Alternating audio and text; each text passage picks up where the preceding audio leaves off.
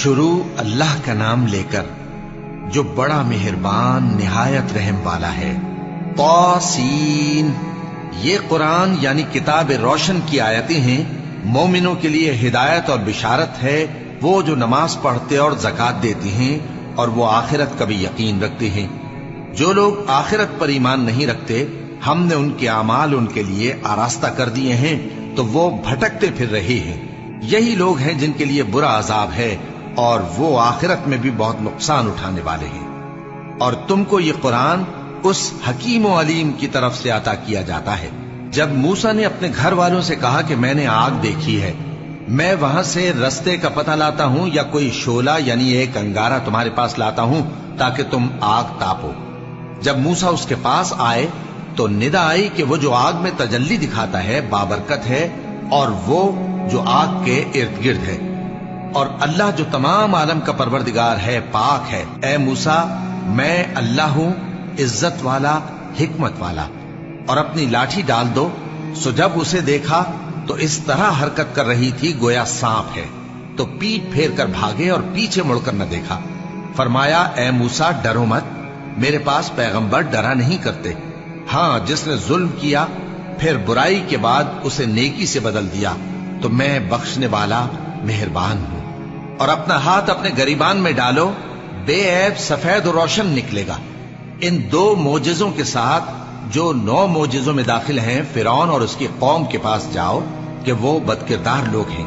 پھر جب ان کے پاس ہماری روشن نشانیاں پہنچیں تو کہنے لگے یہ کھلا جادو ہے، اور بے انصافی اور غرور سے ان کو ماننے سے انکار کیا، جبکہ ان کے دل ان کو مان چکے تھے۔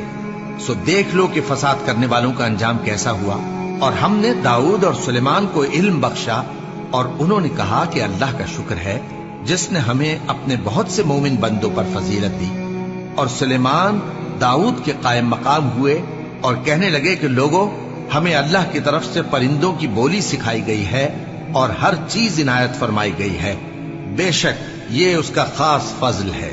اور سلیمان کے لیے جنوں اور انسانوں اور پرندوں کے لشکر جمع کیے گئے اور پھر ان کی جماعتیں بنائی گئیں، یہاں تک کہ جب چیونٹیوں کے میدان میں پہنچے تو ایک چیونٹی نے کہا کہ چیونٹیوں، اپنے اپنے بلوں میں داخل ہو جاؤ، ایسا نہ ہو کہ سلیمان اور اس کے لشکر تم کو کچل ڈالے اور ان کو خبر بھی نہ ہو۔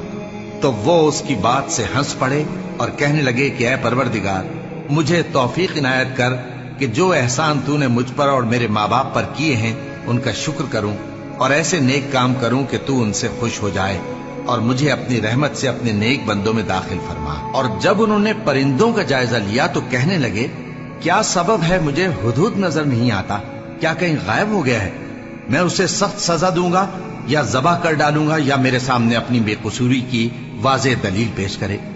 ابھی تھوڑی ہی دیر ہوئی تھی کہ ہدہد آ موجود ہوا اور کہنے لگا کہ مجھے ایک ایسی چیز معلوم ہوئی ہے جس کی آپ کو خبر نہیں، اور میں آپ کے پاس ملک سبا سے ایک یقینی خبر لے کر آیا ہوں۔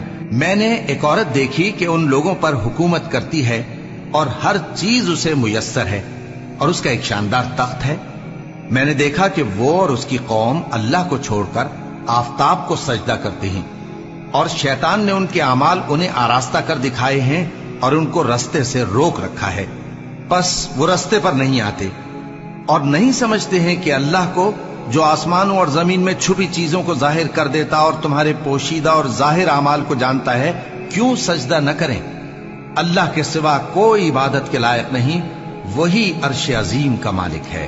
سلیمان نے کہا اچھا، ہم دیکھیں گے تو نے سچ کہا ہے یا تو جھوٹا ہے۔ یہ میرا خط لے جا اور اسے ان کی طرف ڈال دے، پھر ان کے پاس سے ہٹ جانا اور دیکھنا کہ وہ کیا جواب دیتی ہیں۔ ملکہ نے کہا کہ دربار والوں، مجھ تک ایک نامہ گرامی پہنچایا گیا ہے، وہ سلیمان کی طرف سے ہے، اور مضمون یہ ہے کہ شروع اللہ کا نام لے کر جو بڑا مہربان نہایت رحم والا ہے، بعد اس کے یہ کہ مجھ سے سرکشی نہ کرو اور مطیع و فرما بردار ہو کر میرے پاس چلے آؤ۔ خط سنا کر کہنے لگی کہ اے اہل دربار، میرے اس معاملے میں مجھے مشورہ دو، جب تک کہ تم حاضر نہ ہو اور صلاح نہ دو میں کسی کام کا فیصلہ نہیں کیا کرتی۔ وہ بولے کہ ہم بڑے زوراور اور سخت جنگجو ہیں، اور حکم آپ کے اختیار میں ہے، تو جو حکم دیجیے گا اس کے انجام پر نظر کر لیجیے گا۔ اس نے کہا